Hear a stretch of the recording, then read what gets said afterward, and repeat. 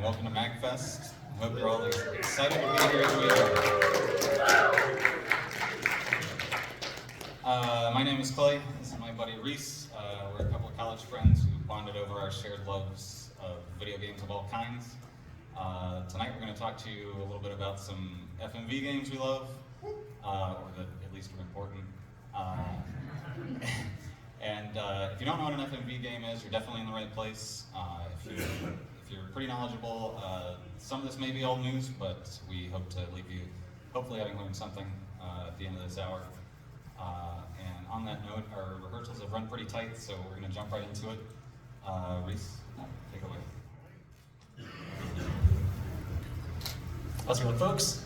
So starting off, let's talk about what an FMV game is, just to get everyone on the same page. So FMV stands for full motion video. This is kind of an archaic 80s buzzword that was used to describe games that were using realistic video, basically. At that time, most video games couldn't really do much beyond kind of a slideshow at most. They could, if you tried to render more than a couple of screenshots, it would take up most of your bandwidth. So full motion video was with games that could actually utilize video clips. Generally low resolution, low color depth at the time, but real video. So for the purposes of this panel, an FMV game is basically any game where most or all of the game is based on pre-rendered, non-in-engine, largely non-interactive video content.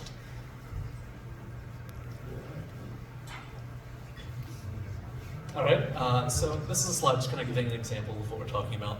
So on the left, we've got just a screen from NBA Jam. You can see we've got a GIF functionally, a little bit of basketball going on there. And on the right, we have Sewer Shark, which is a Sega CD shooter. And then we've got chunky but actual video.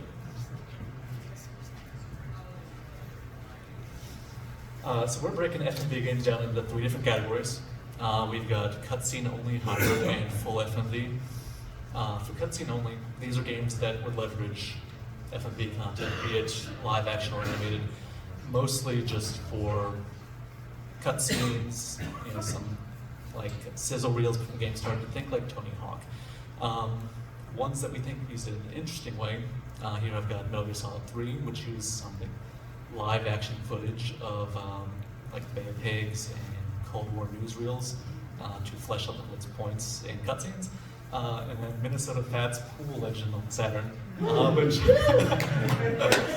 is just a pool game, but there's a whole narrative involving traveling across the country and betrayal and murder and all this stuff that's all done with live actors around the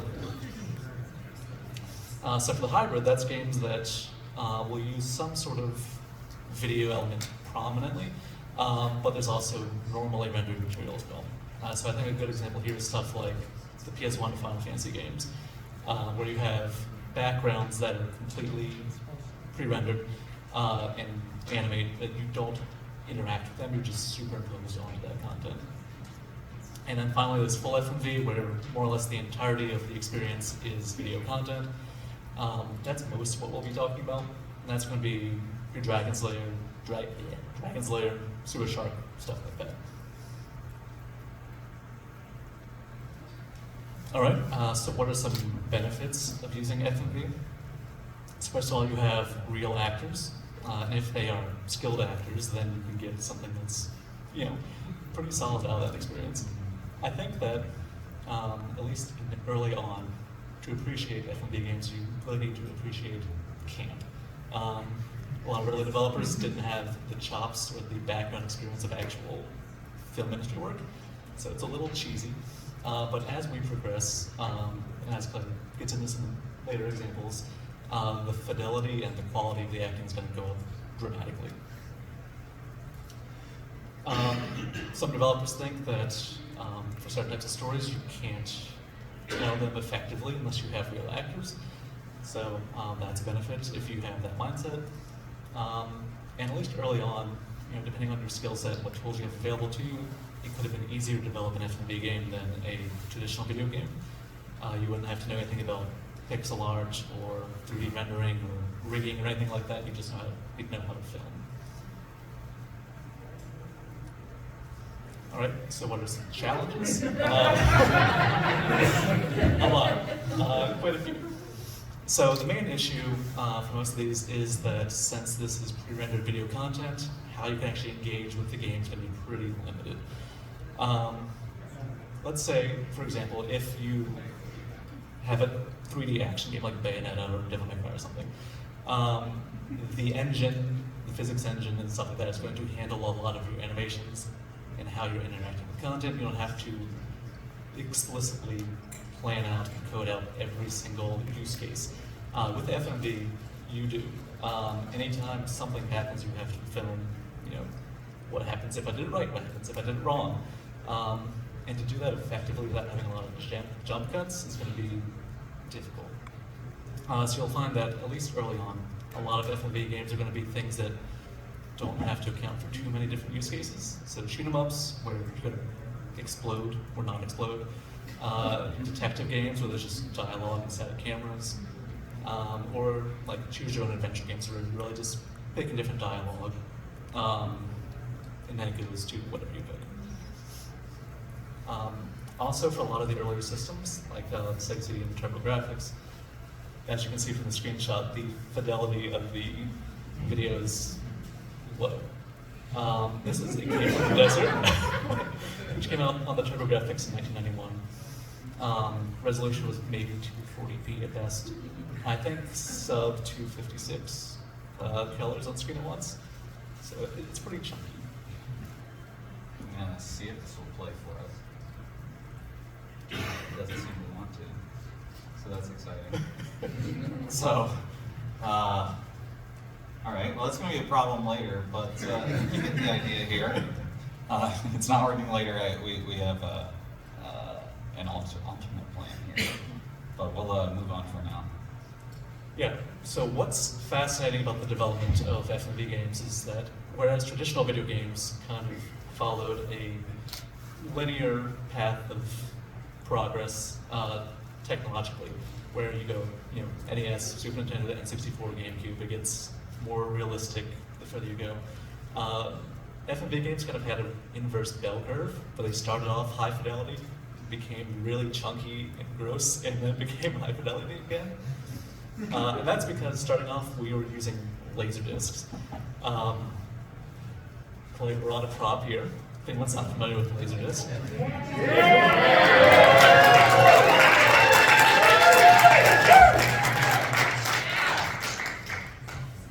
So Laserdisc, for anyone who doesn't know, is, let's just call it a big DVD. It's the size of a record. It came out around the same time as VHS and Betamax, but it was higher fidelity than those materials, or those medium. And what's really important about Laserdiscs versus VHS and Betamax for the context of video games is that it's not a strictly linear medium. So with the VHS, you start at the beginning, you go to the end, you have to rewind.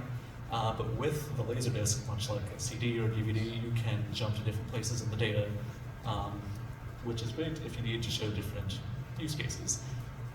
Like we do in our first example. If it'll load. This is so cool. I love it. This is definitely not my nightmare.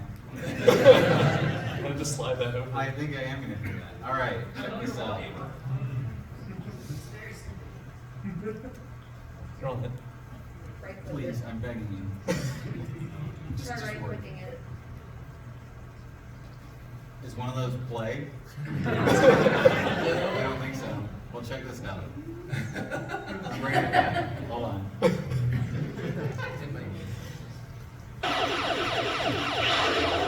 All right. This is the video. So this is a game called Astro Effect. This was released by Sega in 1983. This is what we would consider a hybrid FMV game. So we have FMV background that's not an engine, it's just existing footage. But you have kind of a traditionally rendered sprite ship on top of it. So this was released first in Japan And it was a big thing in the arcade because this came out 2 years after Galaga. So a huge increase in fidelity of the experience, and maybe if not gameplay quality. This came out into America, but did not have the same impact because it's being to the market by next game that we talked about. Yeah.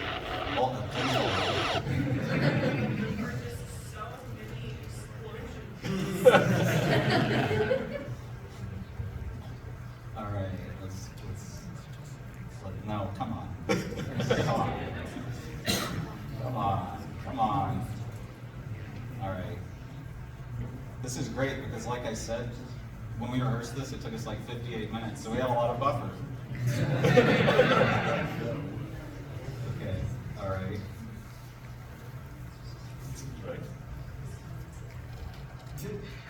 Yeah! What have we got over there? Nothing. We got nothing. All right, we're gonna have to go to what? Go to the next slide. Ooh, There you go. you're so smart. That's why we're picking the big books. Yeah, so obviously we're going to talk about Dragon's Lair. Dragon's Lair is really the poster child of Laserdisc games. If anyone's not familiar with Dragon's Lair, this was a game produced in part by Don Bluth, who is an animator who worked on things like The Land Before Time, Anastasia, Secret of Nim, so kind of a big name in the field of animation. So he and game designer Rick Dyer got together to make this game, which is basically a feature-length animated film that is interspersed with QuickTime events. All right, so there was gonna be a gameplay video here, but that's not working, so we're doing the same thing we just did. Everything's fine. I'm not upset about this at all.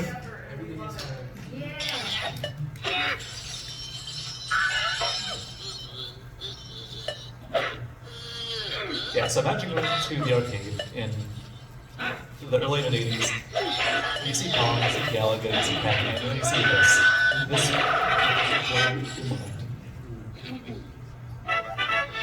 So, and all the gameplay that's going on there is just pressing either a direction on the joystick or pressing the select button. It's extremely rudimentary and frankly, usually or often unclear which one you're actually trying to do.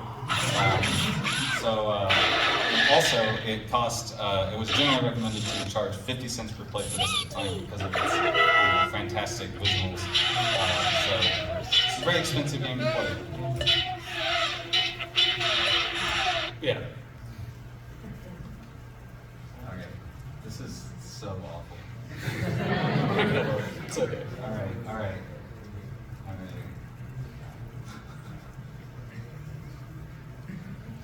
We're back. Alright. So this is kind of a breakdown of how Dragon's Lair works. In animation will play, you are expected to react to it, and if you don't press the exact right button at the exact right time, you immediately die and lose your 50 cents. So if you want to make any progress in this game, you'd have to bring, a week's paycheck. In this case, this is the beginning of the game. You walk over a drawbridge, fall through a hole. There's a little boat monster, and you have to press the sword button to attack him. If you don't, you die. You might think, oh, I press up, so I climb out of the hole. No, that's wrong. You die. No creative problem solving here. All right.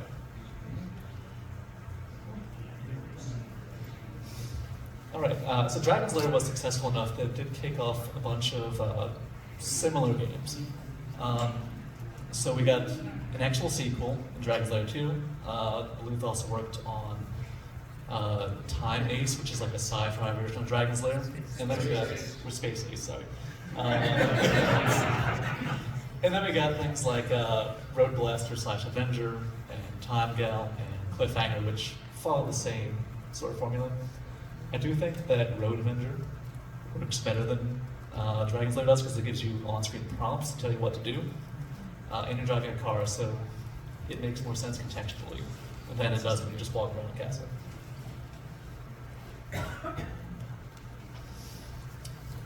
Yeah. So, Oh yeah, this is sweet. yeah, so Laserdisc games didn't last too long in the arcade because they cost a lot. They weren't very interactive once you got over the spectacle of the graphics. And they were also difficult to maintain because you had a disk drive running in it and not so just a solid state board. So that kind of faded out, but it was replaced with our dear friends over here, the TurboGrafx CD and the Sega CD.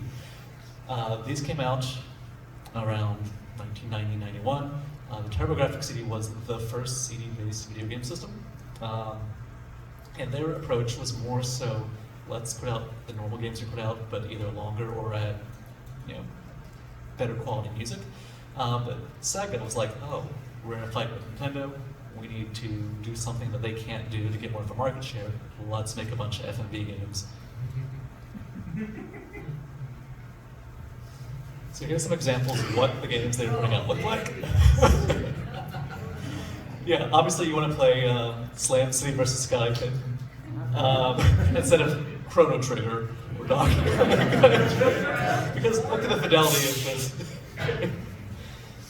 So it was a gamble, which didn't really pay off financially or from a market share perspective.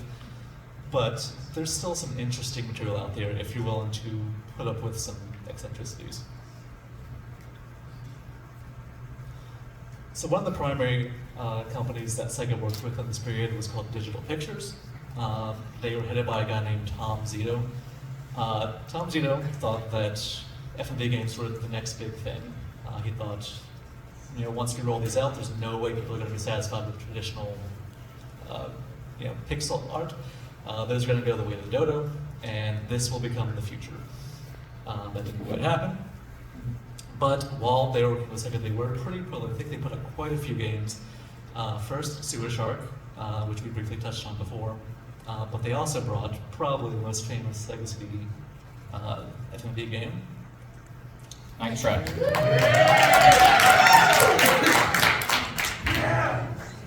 Yeah, you can't do a panel about FMV games without talking about Night Trap. It is far and away the most notorious in a certain sense, but more on that in a moment. Night Trap is a game that I think far outpaced in influence the expectations of anyone who worked on it. It's a game. It kind of puts you in a special forces role. You're part of the Sega Control Attack Team, or SCAT. That acronym we all love. Your job is to stop this vampire family, pictured bottom left, the Martins, from feeding on a group of teens. Their daughter there has lured them from the shopping mall, as you find out in one scene if you have a keen eye. You were originally called in response to an incident from a week or so prior when some other teens had gone missing at their estate, and they said, "Oh no, they must have gotten lost after they left our house. We definitely didn't eat them." But now you've got this new group of teens, and you also have someone undercover, bottom right. That's Kelly. She's your woman on the inside, and you've also hacked all the cameras and traps around the house that they usually use to capture their victims and harvest their blood. And your job is basically to trap them, flip the script on them, and put them away for good. So the way it works is you've kind of got this interface up top. Obviously, this is the original Sega CD version, pretty low fidelity, low resolution, but it got the job done. But basically, like, all this stuff you see is happening in real time. You can only look at one camera at once, which is, of course, part of the challenge. But this is all happening at once, basically a little short film playing out. And your job is basically to keep an eye on everybody, protect the people you're supposed to protect, catch the bad guys, and make sure you don't accidentally catch any of the good guys. Contrary to maybe, I think, some of the popular perception of this game, I think it's actually great. It's really engaging to kind of, once you know what you're doing and you have a sense for sort of the prosody of the game, really engaging to catch the bad guys, feel like you're doing a good job. And unlike something like Dragon's Lair, it's way less punishing. It does tolerate some failure. If you want to catch all the bad guys and have a perfect run, that's fine, but you can miss some and still beat the game, things like that. So not quite as ruthless or frustrating. And you know, you gotta remember this was actually made back in like '87, because it was originally developed for a VHS-based system by Hasbro that was ultimately canceled. So I think this is a pretty clever idea for a format that basically had no rule book, no guidebook, nobody, you know, there wasn't a lot of precedent for this. So, you know, I think it has sort of achieved a meme status in game space, but I think it's a lot of fun. And if you've kind of dismissed it, I encourage you to rethink that. Please. Yeah, so Night Trap got re-released on modern systems. It's on Switch, PS4, by extension, PS5, Vita. The newer version does give you feeds of all the different cameras in the interface, whereas it was just static images of rooms initially. So that makes it a lot easier. There's also just an option to watch all of the footage as a movie if you want to see the whole story without having to jump back and forth to actually catch the dudes. Yeah, so here's a couple examples of, you know, the silly stuff that goes on in this game. If you're trying to catch every single bad guy in this game, you're going to be switching views constantly and mashing the trap button, and I promise it's great. It's good. The line also after this bed trap is absurd, but I won't spoil it for you. But this game, this is the last YouTube video. I'm so happy about that. That isn't rendering. I said this game had an outsized impact, and it definitely did, largely due to the scene that's not showing up, but I will show you momentarily. This scene was this was one of the highlighted games among a couple others that were discussed in 1993 congressional hearings on violence and adult content in video games. And you have very likely seen it before, but I'm going to show it to you anyway. Oh my goodness, I don't have it. Hold on. No, it's totally fine. I'm not worried about it at all. One moment. While it's pulling that up, clearly based on this clip, Congress caring about the wrong things is not a new issue, unfortunately. All right, I'm gonna be pretty upset momentarily. We've lost. Hold on. We have lost internet connection.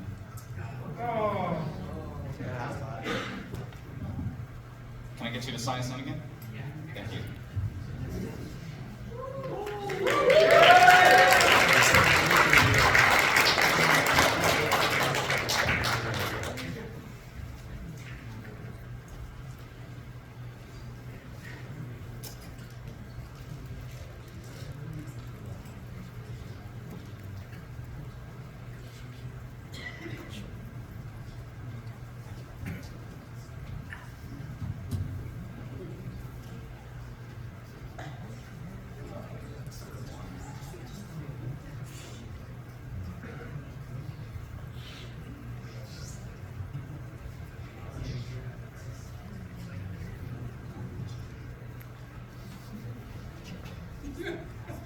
All right. Yeah. Thanks. Thank you. It's gonna work. You're not scaring me. Wait. What are you doing?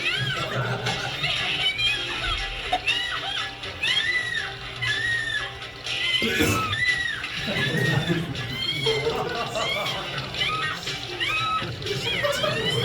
So, despite Congress making such a huge deal about how great this is, there's no blood at all. It's entire.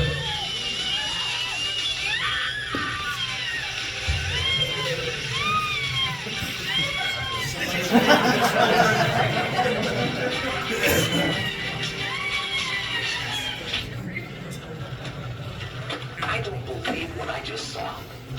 Those bloodsuckers just got Lisa, and you had a chance to save her. I put the lives of those girls in your hands, and you screwed up.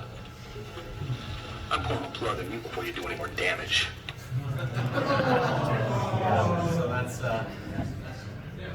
that's what happens if you're bad at the game. Okay, so glad we're done with video. Let's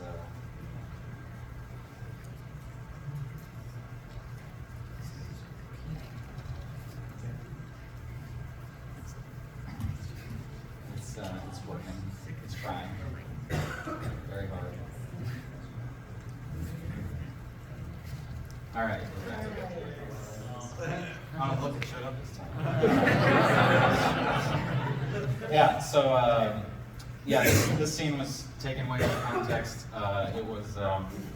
It was shown, for example, in these hearings, without the little coda there where your boss is like, wow, you really screwed that one up, buddy, and fires you. It was sort of presented as if the object of the game was to kill this woman, and you know, that Sega et al. Were trying to corrupt our youth by selling them games about murdering teenage girls.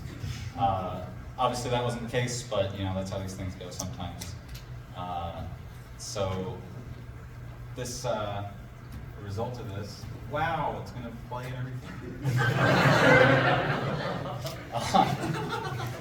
The result of this, was basically Senator Joe Lieberman here, as you can see, held up his Konami justifier at the spokespeople from Nintendo and Sega and was like, regulate yourselves or we'll regulate you. And obviously, being the capitalists that they were, they chose the former. They started the SRD. And so yeah, Night Trap inadvertently was played a significant role in the formation of video game ratings as we know them today. Some other games naturally talked about in those hearings were Mortal Kombat, and then another one called Lethal Enforcers, which was a home port of an arcade game that featured the plastic gun that Mr. Lieberman is holding there. Anyway, they were obviously right, and thanks to these ratings, nothing violent has ever happened again.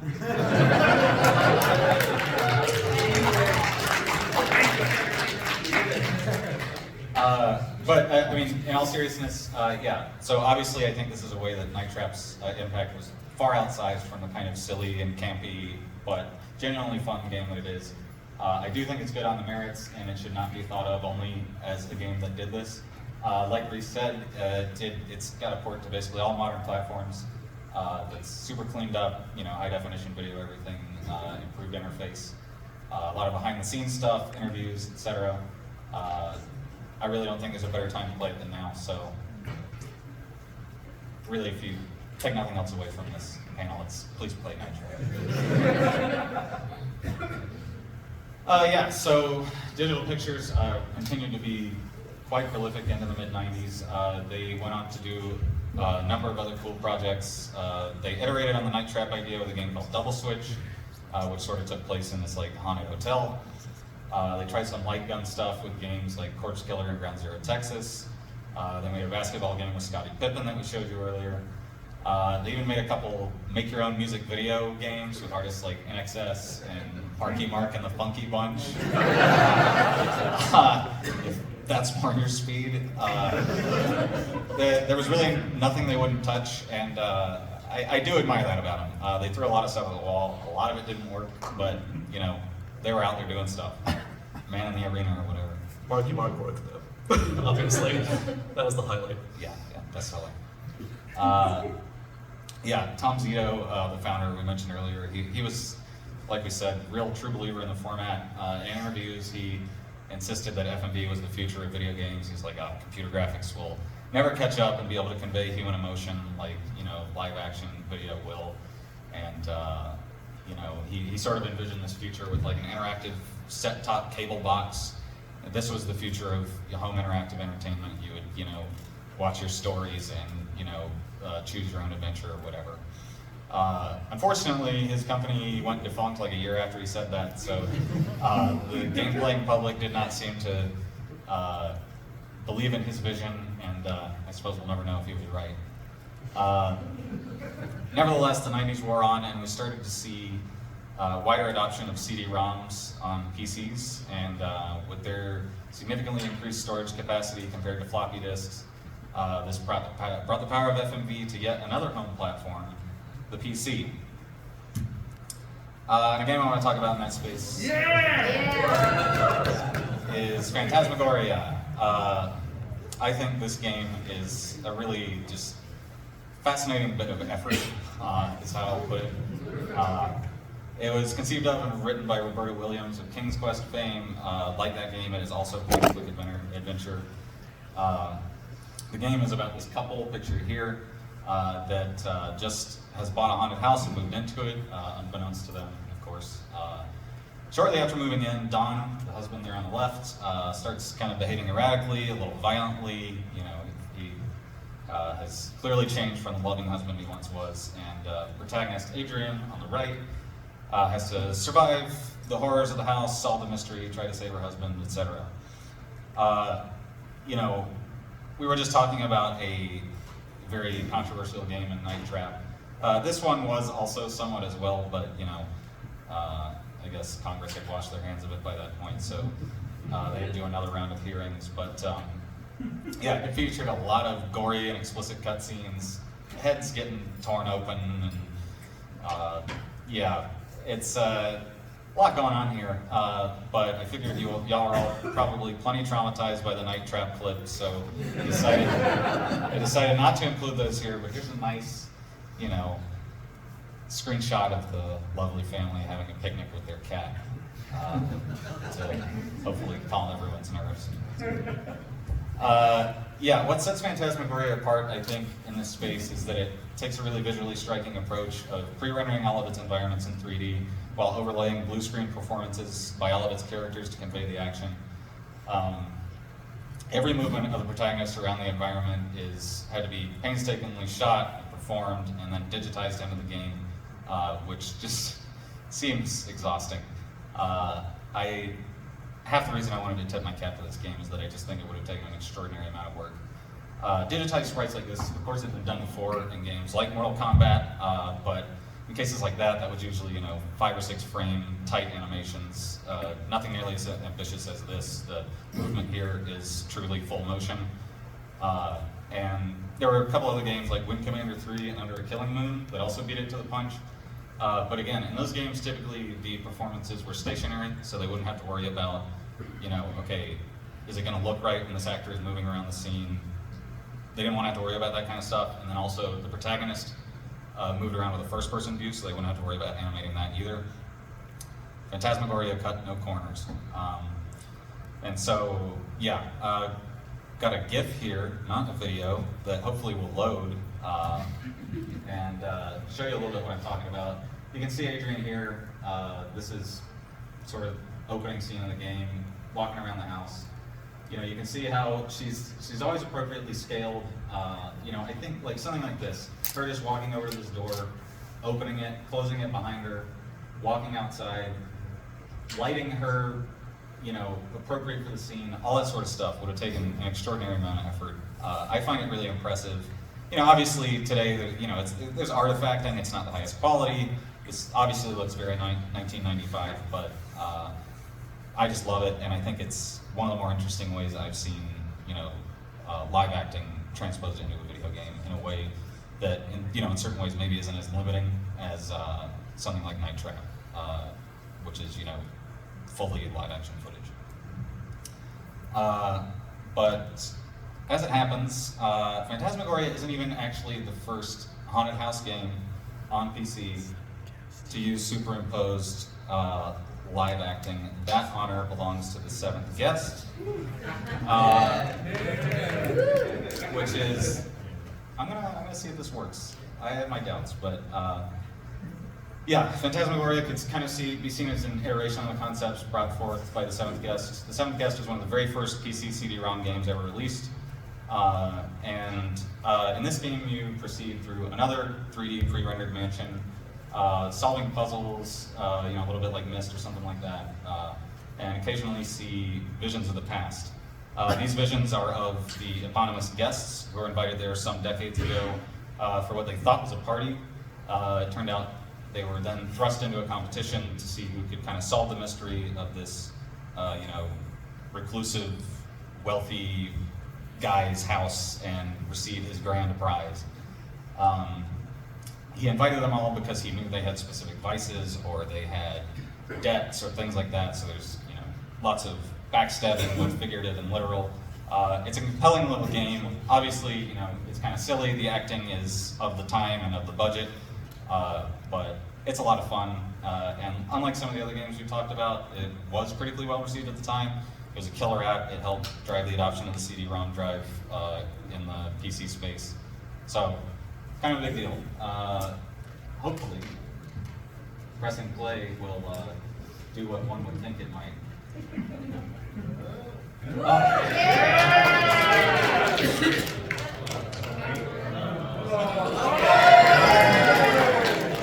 I guess our host wants us to fend for ourselves. Oh, it tasted better there. At least he left his secrets. I'll show you mine if you show me yours. I don't know.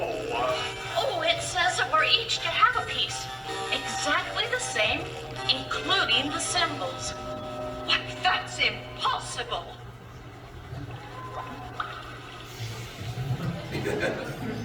So, yeah. As you can see, they were kind of setting up the next puzzle.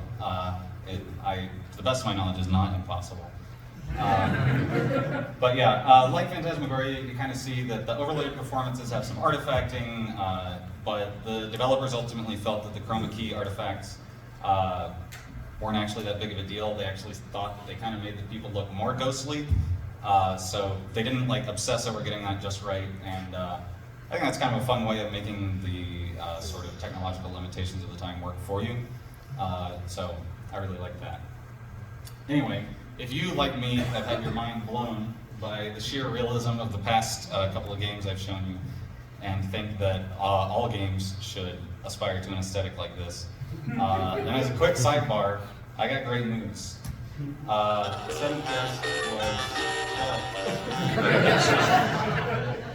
seventh guest was recently remade in VR. It was thanks to volumetric video recording. All those old cutscenes have been reshot with new actors, and the performances are rendered in real time, right before your eyes. You can walk around and watch the performances from any angle, and I think that's really cool and fun. I think it's a great excuse to bring this game back. Something we kind of talked about is that emergent technology kind of has caused these booms in FMV games. First we had Laserdisc, so that was an opportunity to bring video to arcade. Then we had CD-based consoles. There was an opportunity to bring video to consoles. We had PC CD-ROM, etc. Here, I think there's a confluence of things happening that make this remake make sense. Obviously, now we can render the mansion in 3D in real time. We've been able to do that for a while, but nevertheless. And then you have, a new and kind of exciting way to do live action in a video game.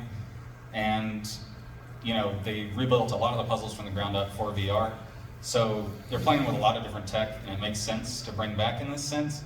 And also does something that I think a lot of remakes don't accomplish, which is, the result is actually that there are now just two really cool and interesting games. This doesn't obviate the original.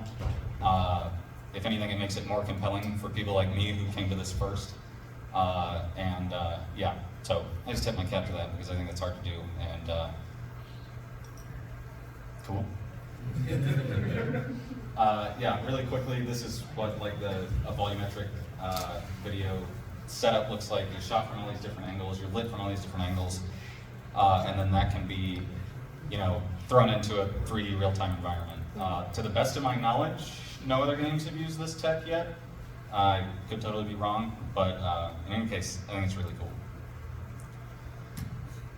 Unfortunately, it's time to move on from the 90s, and yeah, once we start to get into the late 90s, we start to see comparatively few FMV games, especially with live actors, especially of the kind of type that Digital Pictures was making, where it was really almost fully FMV driven. Still a lot of stuff with FMV cutscenes, like the games presented here. That was still pretty popular and common.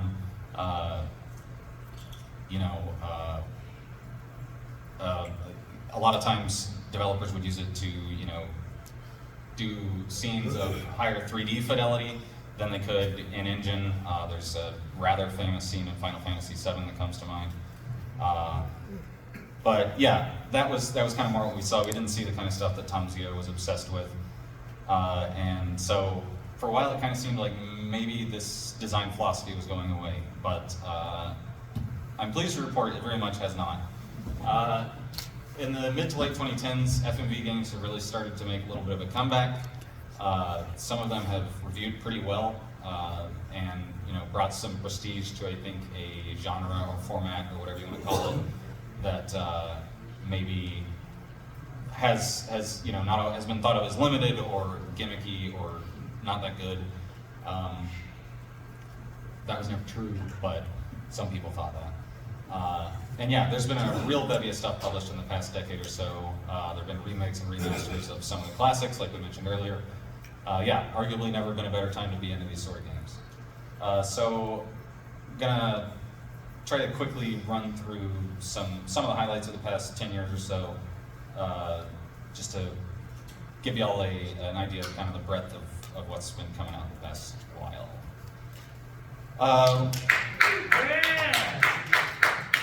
Yeah, one of the important games from the past decade or so is Her Story. That came out in 2015. It was developed independently by Sam Barlow. It's basically kind of a detective game. You're trying to solve an old case from the 90s.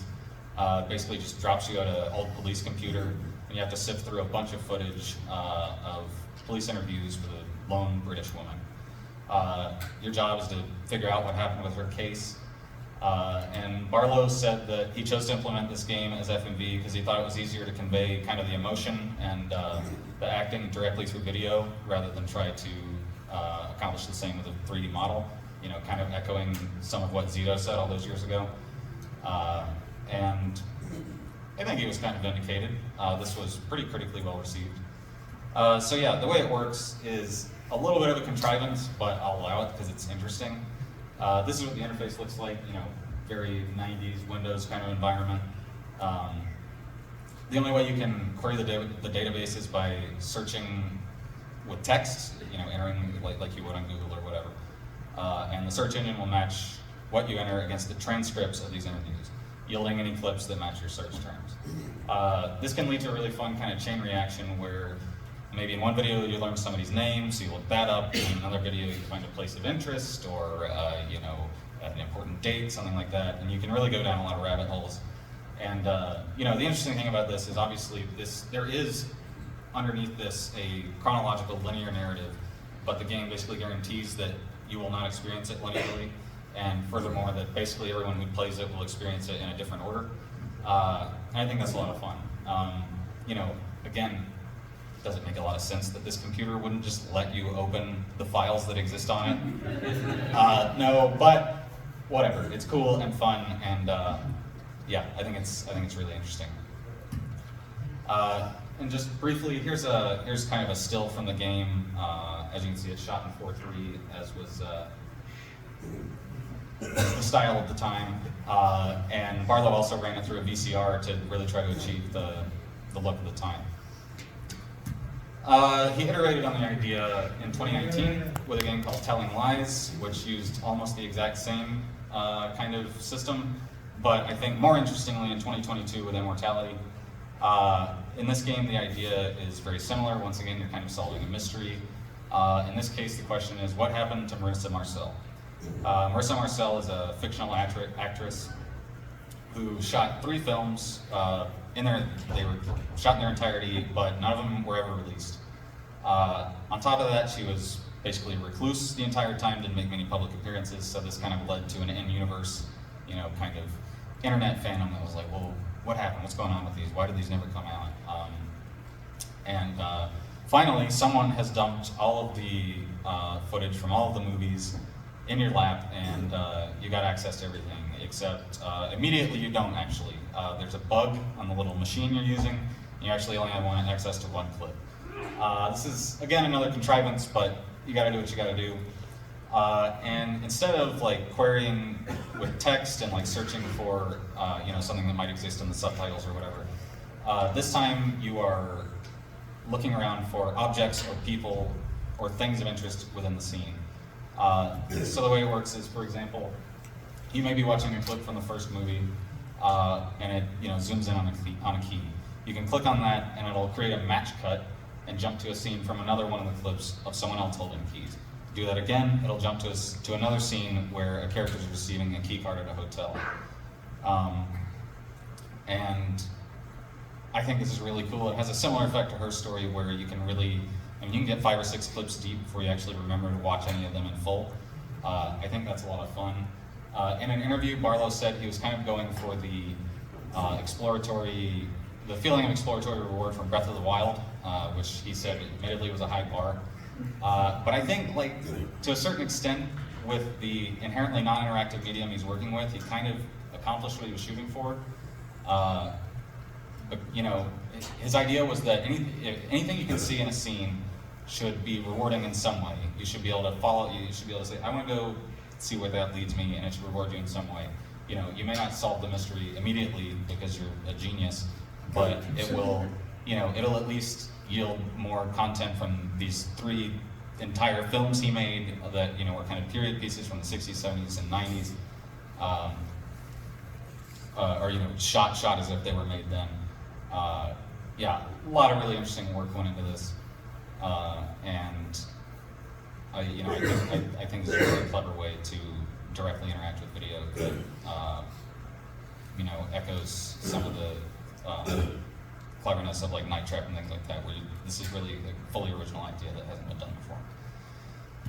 But I by no means want to lay the revival of FMV entirely at Barlow's feet. Plenty of other people have been involved. In 2015, the same year as Her Story came out, Tim Fallon made a detective game called Contradiction. Sort of along the lines of the name, the idea here is that you are solving a mystery by interviewing witnesses and spotting differences in their testimony and determining the truth by drilling in on that. Something that I think that's interesting about this is you may have noticed the past 3 games I've mentioned have been about, you know, solving a mystery of some sort.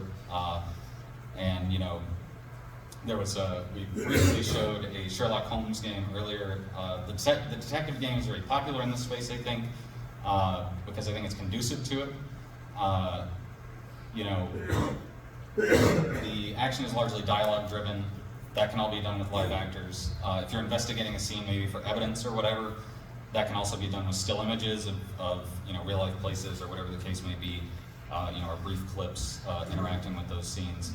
You know, you can kind of imagine if you played the Ace Attorney games, you have your investigation days.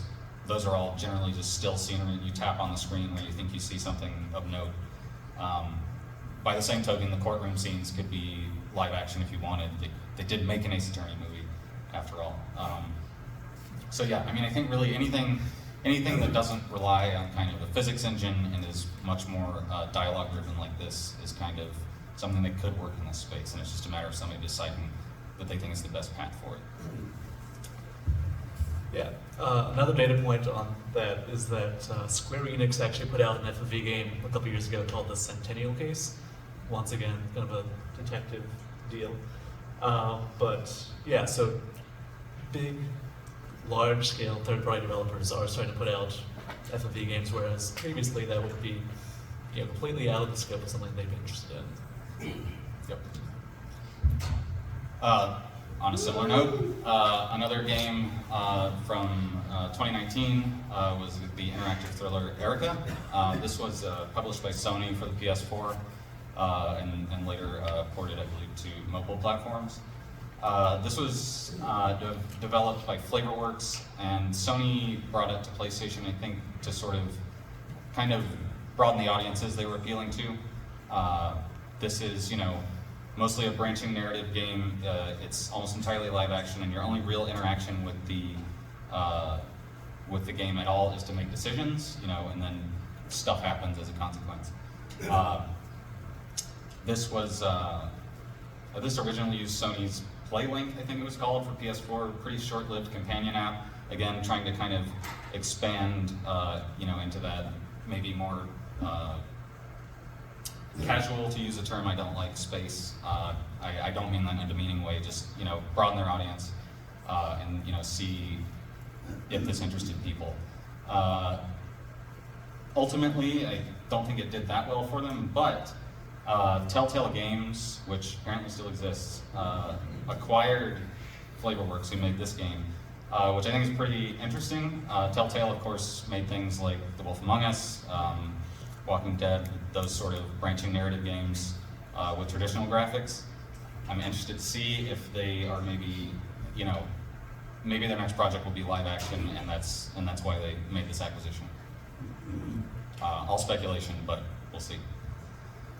Another interesting game from the past few years is not for broadcast. This is a propaganda and censorship simulator, basically. This is a little more in the Night Trap vein, where you are, you know, watching footage.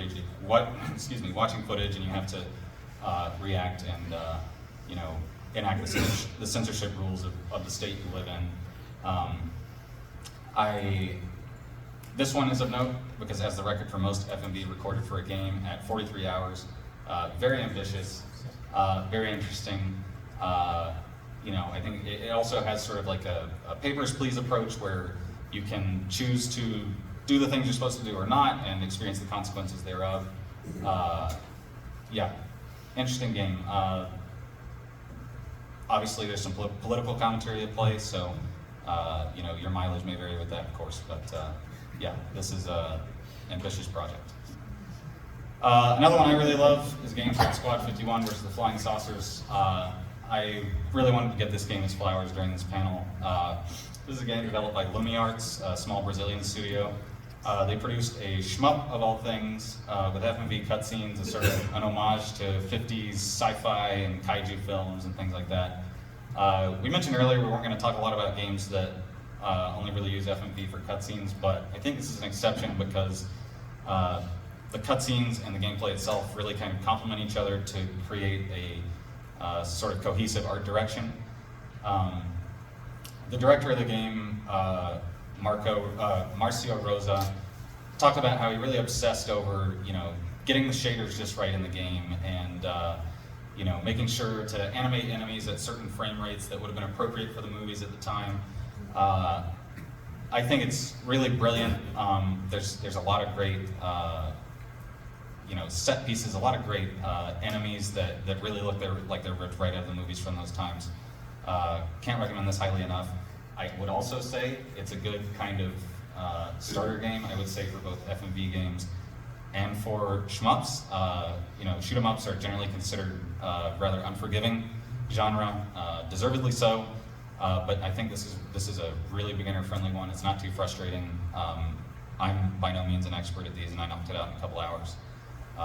And then you can dip your toes in the world of live-action cutscenes at the same time. Yeah, I think this game's brilliant, and hope y'all check it out. But I also can't finish here without mentioning Wales Interactive. If you have played an interactive film in the past 10 years or so, there's a very significant chance it was made by them. They have made over a dozen since 2016. I believe their first was The Bunker, which is a horror film, but they've touched rom-com, thriller, heist, noir, you name it. They've really done a little bit of everything. They haven't been afraid to try things. And their co-founder, David Banner, attributes their success largely to working with their partners in the burgeoning film industry in Wales. They kind of trust them to do a quality job, to do their job.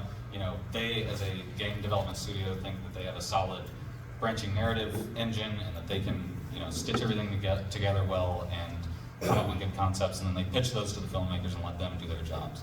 You know, as Reese mentioned earlier, a lot of times back in the day, these were amateurs, these were really game developers wearing a director's hat, and the results were kind of what you would expect based on that. So, yeah, I think they put out a lot of interesting stuff.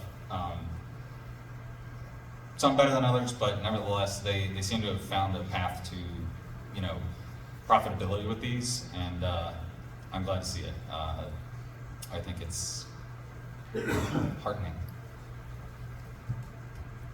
So you may be wondering, why is this happening now? Why did these largely go away for, you know, the better part of 15, 20 years and then kind of start creeping back into the cultural consciousness? I think once again, it's basically a matter of technology. Since kind of the last console generation, digital distribution has become fully mature. You know, obviously been that way in the PC space longer. Mobile games or mobile phones are also obviously a lot more powerful and can store a lot more data. So, you know, a lot of these interactive films are perfectly suited to that platform as well. And just as importantly, since then, you know, or sorry, excuse me. And because of digital distribution, it's a much lower risk. You know, if you were working on something like this 15 or 20 years ago for, you know, PS2 or GameCube or something, it's kind of a hard sell to make a 2-hour interactive film and try to charge somebody $50 for that on a disc at retail. Making a $10 digital download, people are a lot more likely to bite on something like that. But also, since around that time, we've been able to reliably assume that the machines people are playing games on are outputting at least an HD standard. So you have a kind of minimum expectation of fidelity that wasn't guaranteed prior to that. And so again, something else David Banner of Wales Interactive said is, you know, filmmakers back before that was the case weren't as interested in touching this kind of thing because they knew they weren't working with the best, and they weren't working with, you know, truly film quality options. So now it's a much easier sell to them to be like, hey, work with us on this interactive media. And you know, again, we're at this stage where companies like Sony are kind of trying to prop up these tentpole franchises that are multimedia. You know, they have games, shows, movies, etc. Maybe just jump right to making the movie. I don't know. I don't know if that's necessarily where anyone's head is at, but I could certainly see that approach being taken in the future. And on that note, what's next? I really don't know. One thing I will say is I think unlike previous periods of FMV games where we've kind of had these booms and busts based, you know, fads as per the title of the panel, I think we're kind of moving into more of a holding pattern here because the reduced financial risk of making them, like I just talked about. The fact that some of these recent games have done well critically and financially doesn't hurt either, since that has sort of done something to elevate the prestige of the format that, you know, has at times been perceived as gimmicky. I hope and think we'll continue to see innovative ways to get over the inherent interactivity challenge presented by, you know, pre-shot footage and pre-recorded video. And you know, I've been delighted. I hope is evident by some of the examples I just gave, by, you know, the ways we've seen that just in the last few years. People are thinking about new ways you can do that, even as difficult of a challenge as that is. People are out of ideas, and I don't think they're going to be anytime soon. And then, you know, kind of a lazy thing to throw out here, but you know, acknowledging emerging technologies again. I think the VR space is certainly not tapped out either. There are interesting ways that that FMV could be leveraged in that format. I don't know what they are, but hopefully people smarter than me do. And then, yeah, the only thing I know it's not going to be is generative AI slop. People that are going to make these games are going to be people, and I think that's going to be the case in art for years to come. That's all I got.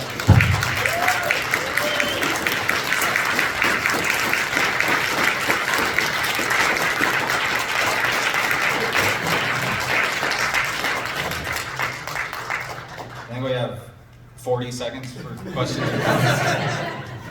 I saw your hand first. What about Harvester? What are your thoughts on Harvester? I've watched gameplay of Harvester. I've not played it myself. It feels like a little proto-incelly. Not something that I feel I need to go back to, but it's fascinating. There's some interesting artistic choices.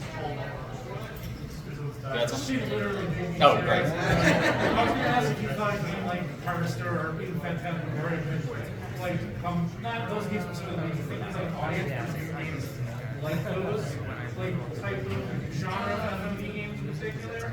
Like, I guess the hyper-violent, like, whatever you would consider any of those games? Yeah, the question was, do I think there's an appetite for something like Phantasmagoria or Harvester, something kind of ultra-violent and bloody and gory and things like that? Yeah, the answer is obviously yes. There's always going to be a market for that, and yeah, I mean, I'd love to see that. I think it depends on context, because you know, we're definitely in a different cultural space than we were in the mid-90s. So I think some of that stuff wouldn't fly now the way it did back then, but you know, there's still a market for Mortal Kombat. You know, there's still Saw and stuff like that. So, yeah, I think it can be done. It would just require a little more finesse. Do you guys remember when Netflix tried to make interactive movies? Yes, I specifically didn't include that in this panel. Well, partially for time and partially because they've delisted a lot of it, and I think that sucks. Yeah, how do we play those now? Yeah, you can. That's the long and short of it. But yes, I do remember that. I think a very small amount of them are still available, but yeah, they've largely abandoned it and delisted a lot of it. And that's a real bummer. Yes. What was the laser disc that you have? That was the masterpiece of cinema, Sudden Death, starring Jean-Claude Van Damme. If you haven't seen it, it's Die Hard but hockey. Yeah, it takes place during the Stanley Cup Finals. With the Penguins and the Blackhawks. It's awesome. He gets in a fight with the Penguins mascot. Yeah. Great piece of cinema. We're being told to wrap it up, so I think that's all. We're certainly happy to talk to some folks outside if anybody else.